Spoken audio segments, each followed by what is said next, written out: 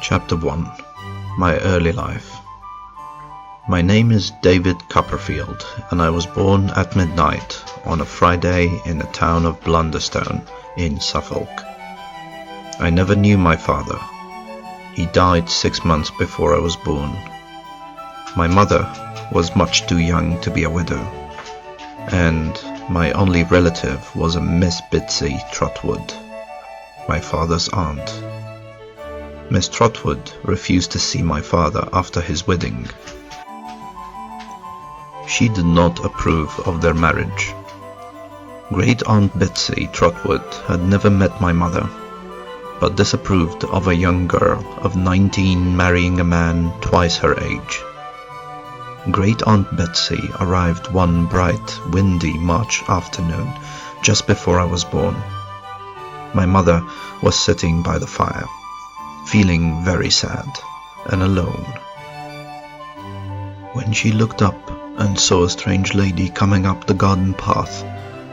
Although they had never met, my mother was certain that this was Miss Betsy Trotwood. This strange woman didn't ring the bell like other visitors, but peered through the glass in the front door.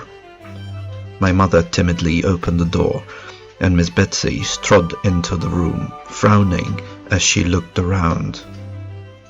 "Mrs. David Copperfield, I believe?" Miss Betsy said. "Yes," said my mother faintly.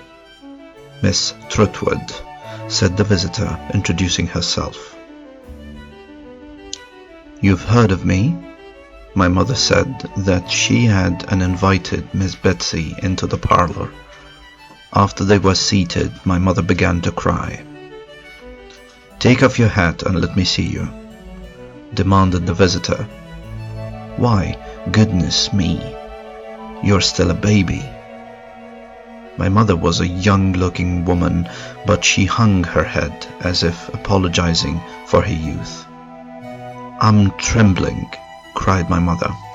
"I don't know what the matter is. I shall die. I'm sure I shall die. I'm so frightened." Miss Betsy poured my mother some tea and said, "I intend to be godmother to your daughter. I hope you'll call her Betsy Trotwood. Copperfield?" My mother tried to speak, but Miss Betsy stopped her. "Don't contradict me. I've no doubt that your baby will be a girl."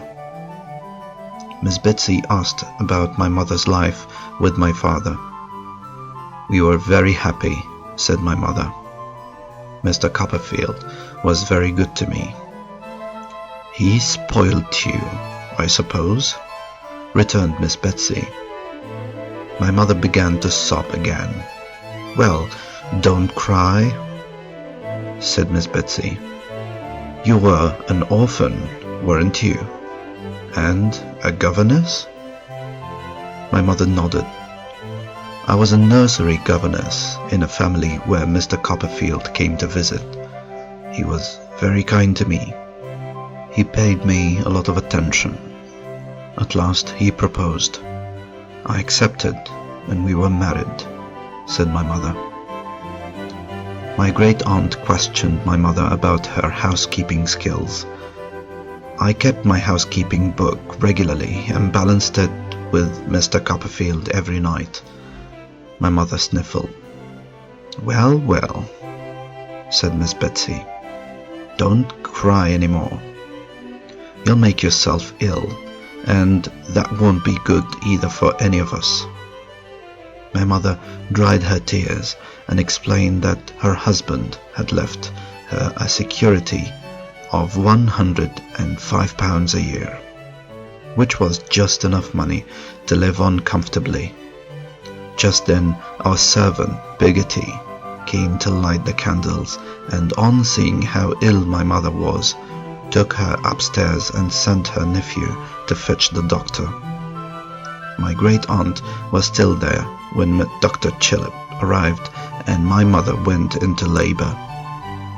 On the stroke of midnight, I made my entrance into the world. The doctor went downstairs to speak to my aunt. "Well, ma'am, I'm happy to congratulate you. It's over." My aunt smiled and asked, "How is she?" "Well, ma'am, she'll soon be quite comfortable," replied Dr. Chillip. "You may visit her soon, ma'am. It may do her good." "She? How is she?" said my aunt sharply. "The baby, how is she?" "Ma'am," said the doctor, "I thought you knew the baby is a boy." My aunt didn't speak. She put on her bonnet, walked out the door without looking back, never to return again. She vanished from our lives as suddenly as she had entered it.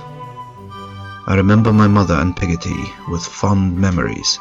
My mother and I were both a little afraid of Peggotty, but loved her for her kindness. My mother and Peggotty were so very different. Mother had pretty hair and a figure like a young girl, while Peggotty was shapeless. Her eyes were very dark, and her cheeks and arms were hard and red. One night Peggotty and I were sitting by the parlour fire waiting for my mother's return. I was reading about crocodiles and was very tired. My eyelids kept closing and I tried to keep them open with my fingers. "Peggotty," I said suddenly, "were you ever married?" Peggotty was so surprised. She stopped sewing and sat quietly looking at me. "But were you ever married, Peggotty?" I asked again. "You're a very attractive woman, aren't you?" "Me? Attractive, Master Davy?" said Peggotty. "No, I'm not. But what put marriage in your head?" "I don't know," I replied. "But if you marry a person and the person dies, can you marry someone else, Peggotty?" "You may," says Peggotty, "if you choose to, my dear. But I was never married myself, and I don't ever expect to be." I finished reading about crocodiles and had just begun with the alligators when the doorbell rang. Peggotty and I went to the door, and there was my mother with a gentleman. I remembered he had walked home with us from church on a Sunday. My mother bent down to kiss me, and the gentleman patted me on the head. I didn't like him touching me, and I didn't like his deep voice. As I moved away from his touch, I saw my mother was upset at my action and blushed with embarrassment. "Come, let's be the best friends in the world," said the gentleman, laughing. "Shake hands?" My right hand was in my mother's left, so I gave him the other. "Why, that's the wrong hand, Davy," laughed the gentleman. He smiled at my mother before closing the door behind him. I watched him stroll down the garden path. Peggotty looked at my mother and said, "I hope you had a pleasant evening, ma'am." "Thank you, Peggotty," my mother said cheerfully. "Yes, I've had a very pleasant evening." I kissed my mother and fell into a light sleep curled up in the armchair. In the distance I could hear my mother and Peggotty both in tears and talking. "It won't do, ma'am. It just won't do. Mr. Copperfield would never have liked this man that you are meeting so often," cried Peggotty. "Don't talk to me like that," cried my mother. "Why, am I so bullied by my servants? How can you say such things to me, Peggotty? You know that I haven't a single friend to turn to, and this gentleman has been very kind." Mother walked to the chair and held me in her arms. She caressed me, sobbing. "My own little Davy, am I a nasty, selfish, cruel mother? I don't love you at all, do I, Davy? Peggotty's love is much better than mine, isn't it?" I drifted off to sleep in her arms and thought no more about the matter until I saw the gentleman again a week later. He was in church and walked home with us after the service. He accompanied us home from church on a few occasions, but I still didn't like him. I was jealous of him because I thought he was going to take my mother away from me. His name was Mr. Murdstone. It was one autumn morning, and I was with my mother in front of the garden when Mr. Murdstone came by on horseback. He said he was going to Lowestoft to see some friends who had a yacht. He offered to take me with him. Peggotty cleaned me up, and I soon sat in front of him on his horse, trotting along on the green grass. We went to a hotel by the sea where Mr. Murdstone met up with some friends. I was introduced to them and spent the afternoon with them. We rode home early in the evening. It was a pleasant evening, and my mother and Mr. Murdstone walked along the garden path. I watched them from the kitchen window and ate my tea. When he was gone, my mother asked me about my day. I told her about Mr. Murdstone's friends and then kissed her good night and went to my bed. It was about 2 months after this trip to Lowestoft that I sat watching Peggotty sewing when she suddenly said, "Master Davy, how would you like to come and spend a fortnight at my brother's house in Yarmouth? You can see the sea and boats and the ships. You can play with Ham on the beach." I knew that Ham was Peggotty's nephew, and I thought the visit would be a lot of fun, but I wondered what my mother would say. Peggotty said that my mother would be very happy for me to go away for a little holiday, as she was going to spend the fortnight with the neighbour. I woke up filled with excitement and dread as I thought that my mother would change her mind. Happily, I was wrong. The day dawned clear and bright, and I was eager to leave home. I didn't know that on my return everything would have changed. My mother kissed me goodbyes as I climbed onto the carrier's cart. As I looked back and waved, I saw Mr. Murdstone ride to her side. The ride to Yarmouth was long and tiring. We ate from Peggotty's picnic basket and slept a great deal from boredom. It wasn't until this trip that I realized Peggotty could snore so much. When we arrived in Yarmouth, I smelt the fish, the oakum, and the tar. I saw the sailors getting ready to go out into their boats. Peggotty screamed, "Here is my Ham!" Ham was a huge, strong man over 6 feet tall, with round shoulders and curly light hair. Ham shook my hand like we were old friends and lifted me onto his back. He pointed to his house. In the distance I saw a black barge with an iron funnel sticking out of it. I could see nothing else. "That's not it?" I cried excitedly. "That ship-looking thing?" Ham said that it was. I was delighted at the thought of staying there. Their home was a real boat. It had a roof, a little door on the side, and little windows. It was very clean inside and as tidy as possible. I saw some lockers and boxes, which were used for seats. Peggotty opened the little door and showed me my bedroom. It was the nicest little room I had ever seen, right in the stern of a boat. The walls were whitewashed, and the patchwork quilt made my eyes ache with its brightness. One thing I noticed in this delightful house was the smell of the fish.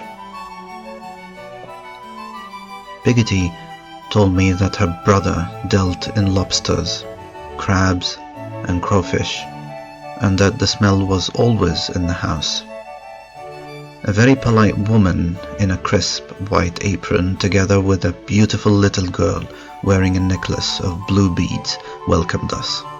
That evening, during dinner, I was introduced to Peggotty's brother, Mr. Peggotty.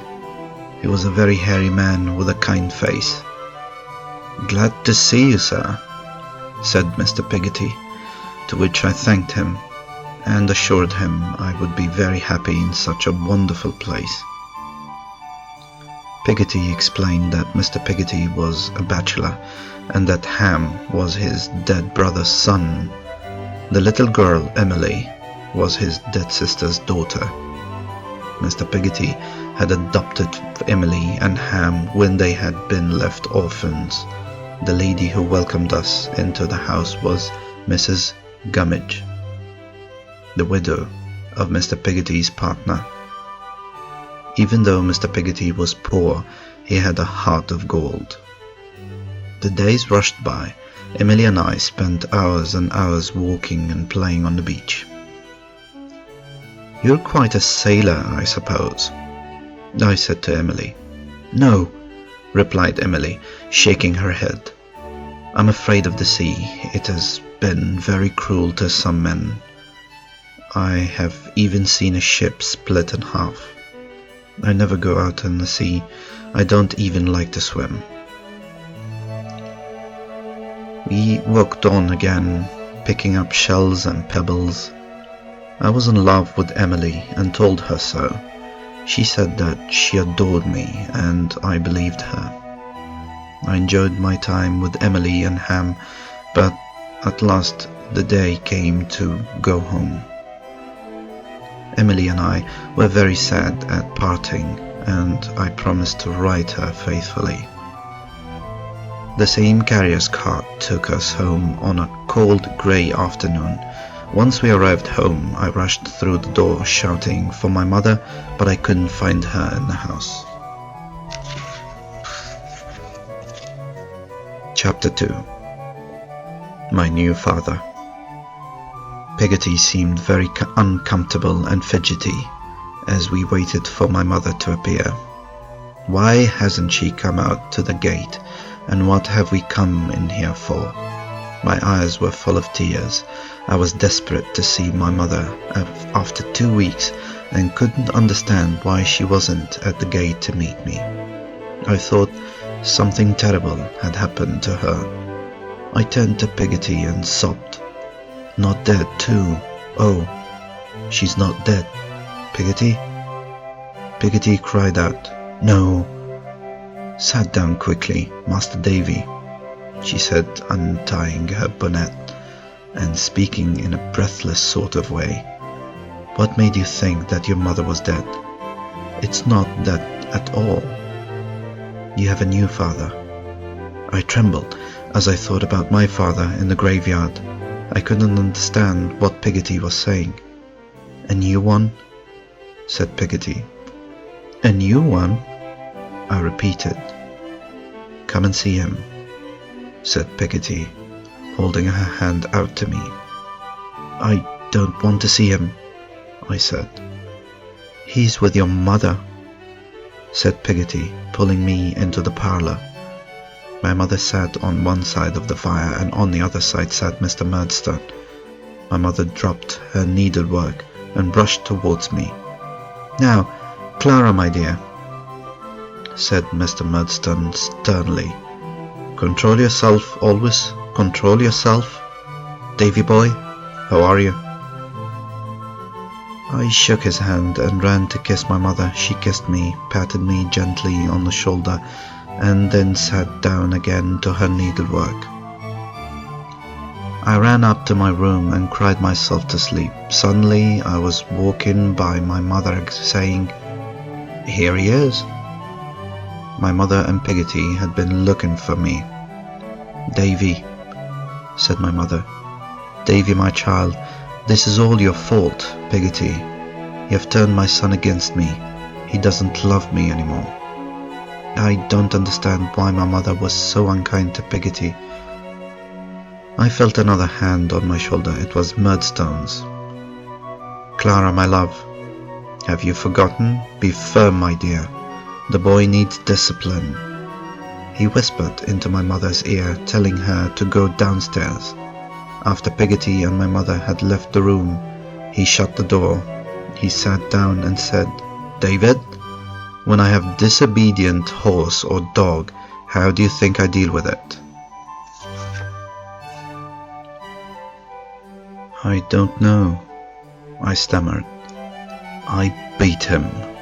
I say to myself that I'll conquer that animal, even if it means bloodshed." "What's that upon your face, boy?" "Dirt," I replied. Even though we both knew it were tears. I was sent to wash my face and then allowed to join my mother in the parlour. That evening, my new father's sister, Miss Murdstone, arrived to stay with us. She was an unhappy-looking woman. She began to help my mother, changing all of her arrangements and the way our home was run. One morning, my mother came down to breakfast, and went to make the tea. Miss Murdstone looked at her and said, "Clara, my dear, I've come here to help you in running this house. You're too pretty and thoughtless to undertake such lowly duties. Give me your keys and I'll take care of everything in the future." My mother handed over the household keys and never touched them again, nor did she have anything to do with the running of the house. I wasn't allowed to have friends to play with, and I became very lonely and depressed. The only comfort I had was a small collection of books left to me by my father. I loved to hold them close and imagine how life would have been if my father had lived. One morning I went into the parlour with my books and found my mother very upset. Standing next to her was a stern-looking Miss Murdstone, and by her side was Mr. Murdstone with a cane in his hand. My stepfather waved his cane around us as I began my lesson. His being there upset me and made me nervous, so I made many mistakes. With every wrong answer that I gave, my mother cried louder. Eventually, Mr. Murdstone grabbed my arm and dragged me upstairs.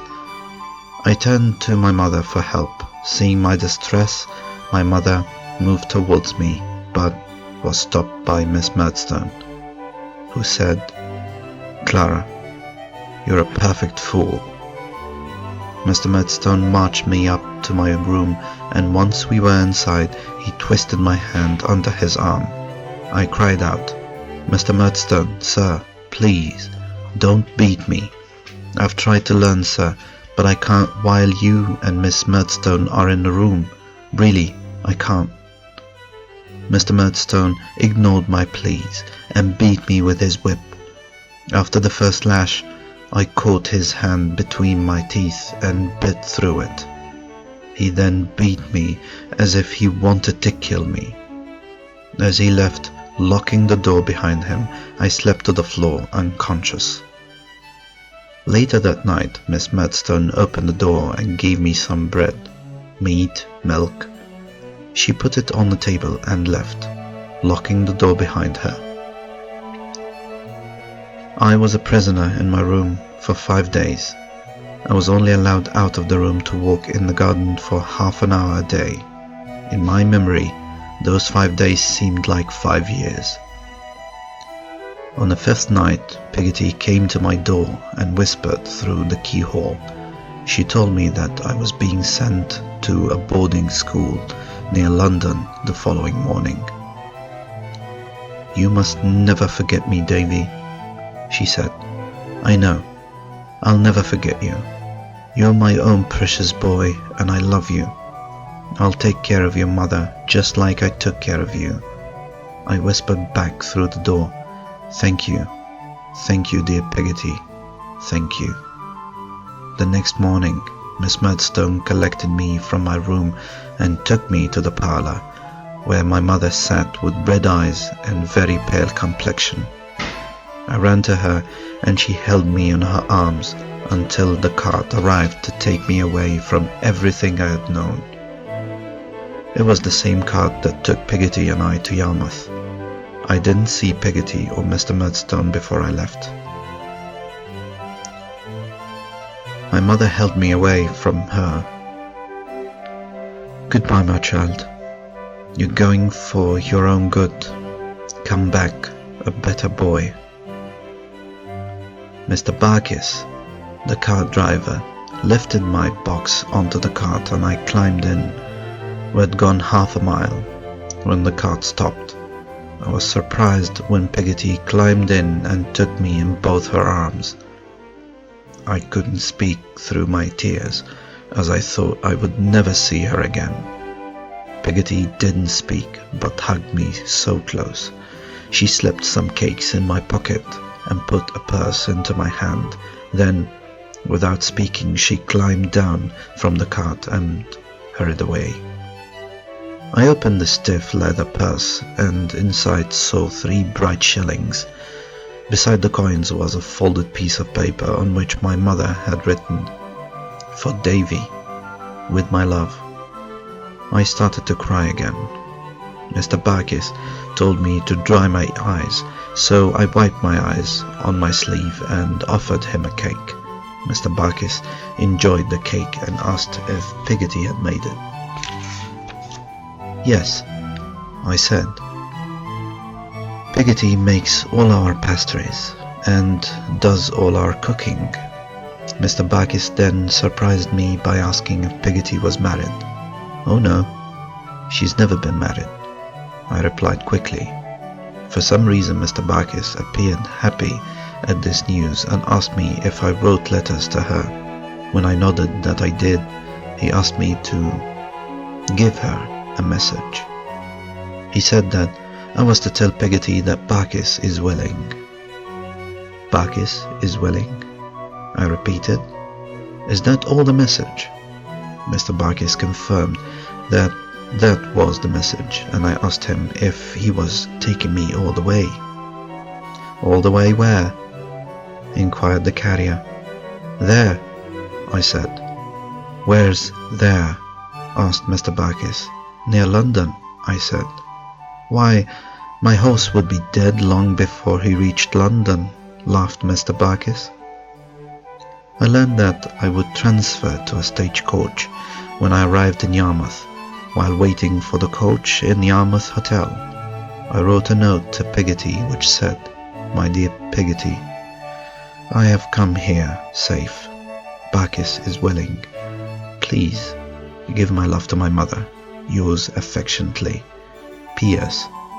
He says he particularly wants you to know. Barkis is willing." The coach was in the yard. A lady looked out of the window and asked, "Is that the little gentleman from Blunderstone?" "Yes, ma'am," I said. "What name?" asked the lady. "Copperfield, ma'am," I said. The lady hung further out of the window and said that nobody's dinner was paid for in that name. "Is it Murdstone, ma'am?" I asked. "If you're Master Murdstone," said the lady, "why did you give the name of Copperfield?" I explained that I had a new stepfather and I didn't know which name he had used. A friendly waiter who asked me where I was going showed me into a large room and served chops and vegetables. "To school," I replied through a mouthful of food, "near London," which was all I knew about my destination. We left Yarmouth at 3 o'clock in the afternoon. We were due to arrive in London at 8 o'clock. The following morning, I was squashed between 2 gentlemen and opposite an elderly woman in a great fur cloak. She had a basket with her hand, and being short of space, pushed it under my short legs. I was cramped and completely miserable. As the sun got higher in the sky, my companions' sleep became lighter and they gradually awoke, one by one. Chapter 3 Salem House School. I thought that London was an amazing place when I saw it in the distance and believed all the adventures of my favorite heroes. We eventually arrived at the inn in Whitechapel district. The guard saw me and called out, "Is there anybody here for a youngster booked in the name of Murdstone from Blunderstone, Suffolk?" There was no answer. "Try Copperfield, if you please, sir," I said worriedly. The guard said the same words again, substituting Copperfield. Nobody came forward to claim me. I climbed down from the coach. The luggage was taken out. The horses were unhitched, and the wagon was wheeled out of the way, and still nobody had come to claim the dusty young boy from Blunderstone, Suffolk. I stood in a panic, wondering what to do next. Supposing nobody ever fetched me, would they just keep me there? Would my 7 shillings last long? Where would I sleep? What if Mr. Murdstone had made this plan to get rid of me? What would I do? Maybe I should try and walk back home, although I didn't know the way. I was still planning my future when I saw a man come in and whisper to the clerk. The clerk pushed me over to him, as if I were weighed, bought, delivered, and paid for. The young man introduced himself as Mr. Mill, and said that he was one of the masters at my new school. Mr. Mill had hollowed cheeks, no whiskers, and his hair was rusty and dry. He was dressed in black suit, which also looked rusty and dry. It was too short in the sleeves and the legs, and he wore a white scarf around his neck. "You're the new boy?" he said. "Yes, sir," I said. I suppose I was. I didn't know. I asked Mr. Mill how far we were going. "It's down by Blackheath," he said. I didn't know where Blackheath was, and told him so. He told me that it was about 6 miles away, from that we would travel by stagecoach. Before we set out for the school, we stopped to visit a poor old lady who seemed to know Mr. Mill very well. "Can you cook this young gentleman's breakfast for him?" said the master, and the little old woman agreed to do so happily. While I ate, the old woman turned to the master and asked, "Have you got your flute with you?" The master put his hand underneath his coat and brought out his flute in 3 pieces. He screwed it together and began to play. He made the most miserable sounds I've ever heard. I was so sleepy that I couldn't keep my eyes open and fell asleep listening to the hum of the flute. Whilst I was asleep, Mr. Mill put me inside the coach, where I slept all the way to Salem House School. My first impression of my new home was that I looked very dull. A stout man with a wooden leg opened the gate to let us in. He closed and locked it behind us. Salem House School was a square brick building, and it was very quiet. Mr. Mill told me that Mr. Murdstone, as a punishment for my bad behavior at home, had sent me to school during holidays. Mr. Crickle, the proprietor, was at the seaside with his wife and his daughter.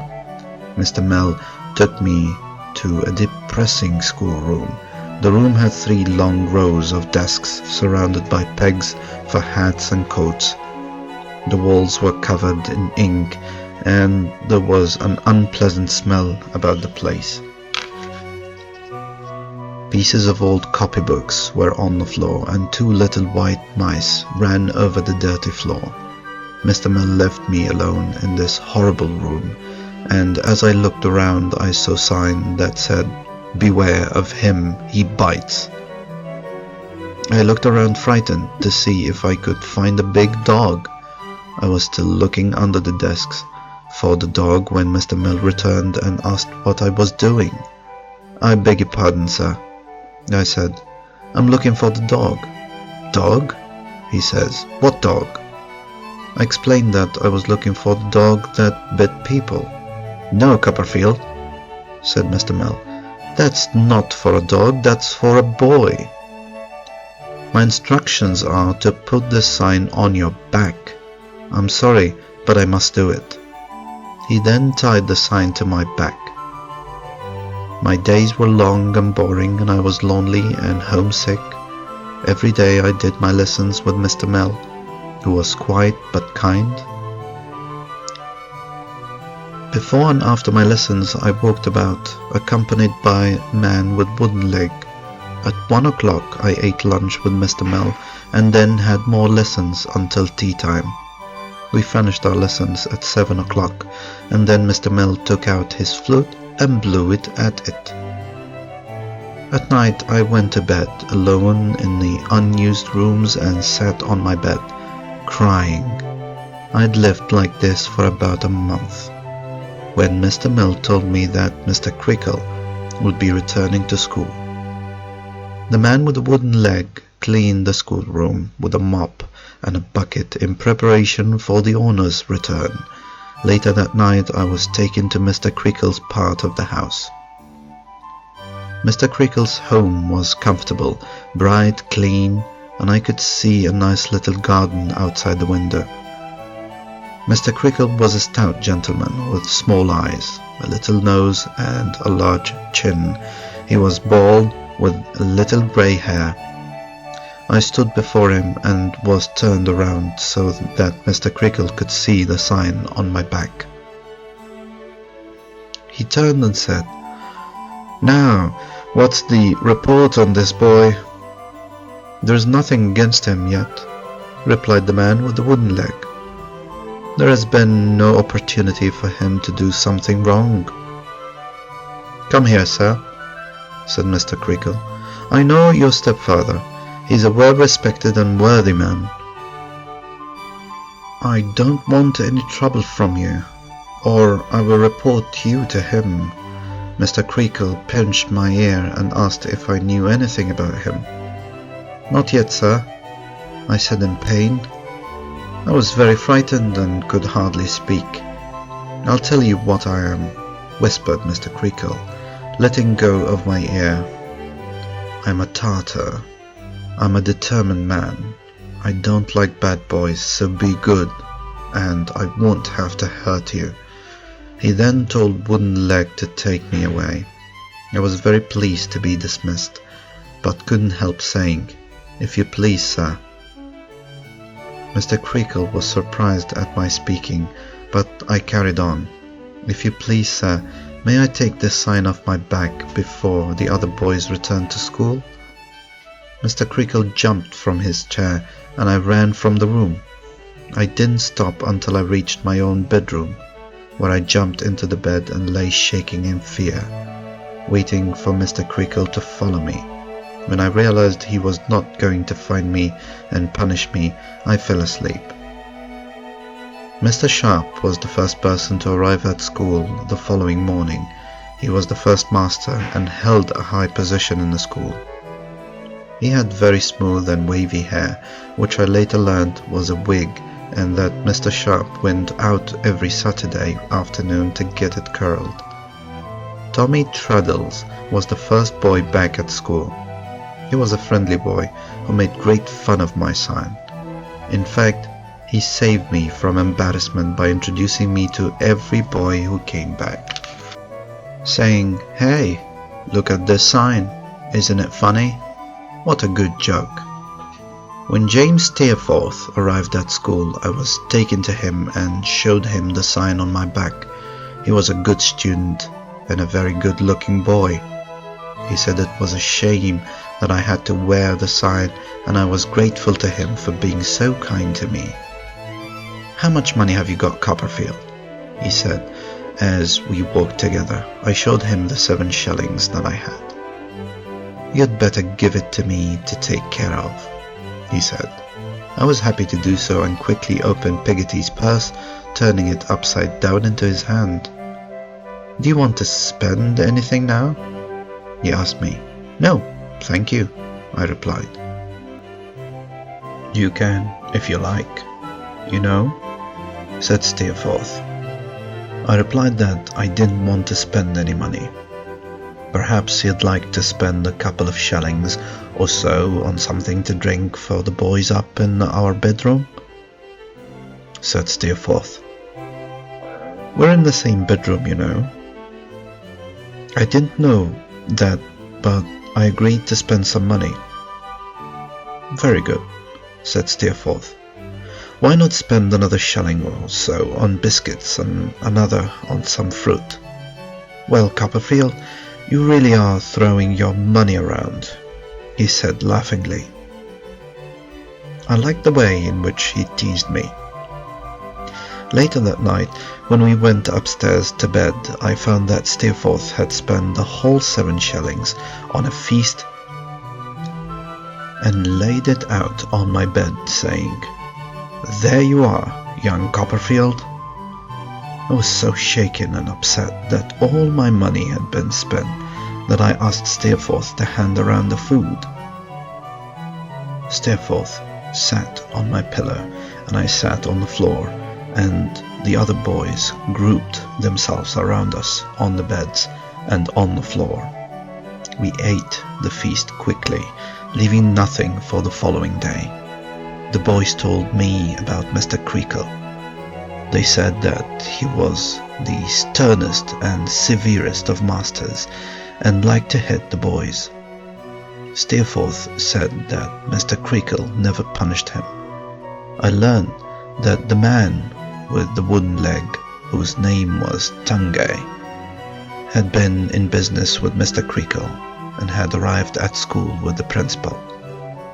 "Good night, young Copperfield," said Steerforth, as we made ready for bed. "I'll take care of you. You're a very kind boy, and I thank you for the feast." "Good night, sir," I replied sleepily. I thought about Steerforth after I had climbed into my bed. He was a person of great power, and he looked very handsome in the moonlight with his head laying over one arm.